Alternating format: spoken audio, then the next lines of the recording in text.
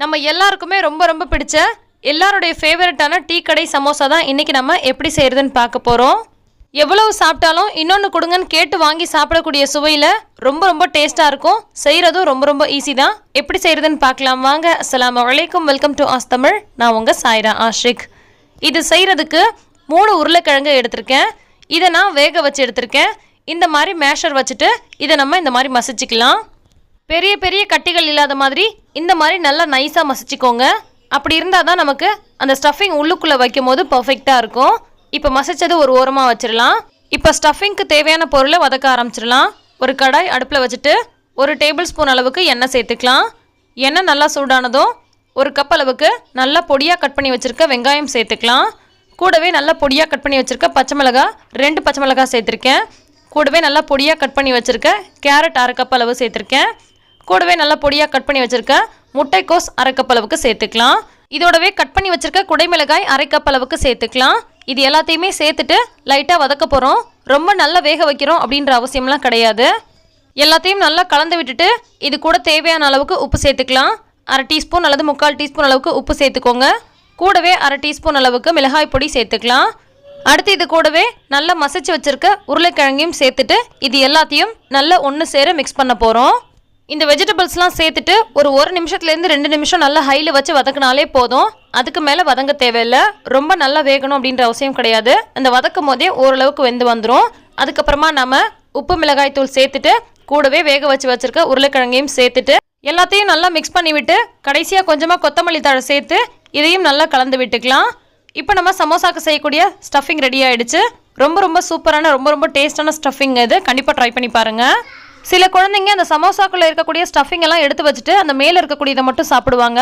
ஆனால் இந்த ஸ்டஃபிங் அந்த மாதிரி வெளியில் எடுத்து வைக்க மாட்டாங்க. சாப்பிட்றதுக்கு ரொம்ப டேஸ்ட்டாக இருக்கும். கண்டிப்பாக இதே மாதிரி செஞ்சு பாருங்கள். ஸோ ஃபில்லிங் ரெடியாக இருக்குது. இது ஒரு ஓரமாக இருக்கட்டும். இப்போ நம்ம சமோசா ஷீட் எடுத்துக்கலாம்.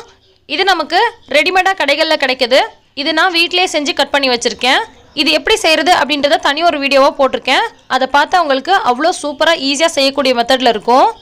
அந்த வீடியோவோட லிங்க்கை டிஸ்கிரிப்ஷனில் கொடுக்குறேன். தேவைப்படுறவங்க போய் பார்த்துக்கோங்க. அல்லது இந்த மாதிரி நீங்கள் ரெடிமேடாக கடையில் கூட வாங்கிக்கலாம். இப்போ நான் செய்யக்கூடிய இதே மெத்தடில் நீங்கள் மடிச்சிங்க அப்படின்னு சொன்னால் அந்த ஷேப் ரொம்ப பர்ஃபெக்டாக வரும். இந்த மாதிரி செஞ்சுட்டு ஒரே ஒரு ஸ்பூன் மட்டும் ஸ்டஃபிங் வச்சுக்கலாம். ஸ்டஃபிங் ரொம்ப நிறையா வைக்காதீங்க. வச்சுட்டு இதை பார்த்திங்கன்னா கொஞ்சமாக மைதாவில் தண்ணி சேர்த்து அந்த பேஸ்ட் மாதிரி ரெடி பண்ணி வச்சுருக்கேன். அதை அப்ளை பண்ணி இதை க்ளோஸ் பண்ணிட்டீங்க அப்படின்னு சொன்னால் எண்ணெயில் பொரிக்கும் போது கொஞ்சம் கூட பிரிஞ்சு வராது. கடைகளில் கிடைக்கக்கூடிய சமோசாவோட அந்த முக்கோண ஷேப் பர்ஃபெக்டாக வந்திருக்கு பாருங்கள். திரும்பவும் செஞ்சு காமிக்கிறேன். இந்த மாதிரி இருக்கு இல்லையா, இதை 1 மடிப்பு 2 மடிப்பு இந்த மாதிரி வச்சிங்கன்னா அந்த பர்ஃபெக்டான ஷேப் கிடைக்கும். நான் உங்களுக்கு எக்ஸ்பிளைன் பண்ணால் கூட புரியாது. நீங்கள் பார்க்கும்போது உங்களுக்கு நல்லா தெரியும். இதுக்குள்ளே ஸ்டஃபிங் வச்சுட்டு நம்ம ரெடி பண்ணி வச்சுருக்க பேஸ்ட்டை வச்சு இதை இந்த மாதிரி அப்ளை பண்ணி க்ளோஸ் பண்ணிக்கலாம். ரொம்பவே சூப்பரான பர்ஃபெக்டான சமோசா ரெடியாக இருக்குது. பொரிக்கிறதுக்கு எல்லாத்தையும் இதே மாதிரி நம்ம ரெடி பண்ணி வச்சுக்கலாம். நிறைய பேருக்கு அந்த ஷேப் கரெக்டாக வராது. அதுக்கு நீங்கள் ஸ்டார்டிங்கில் இந்த மடிக்கிறீங்க இல்லையா, அந்த விதம் பர்ஃபெக்டாக இருந்துச்சுன்னா உங்களுக்கு ஃபினிஷிங் சூப்பராக இருக்குங்க. இப்போ நம்ம எல்லாத்தையும் இதே மாதிரி ரெடி பண்ணி வச்சாச்சு.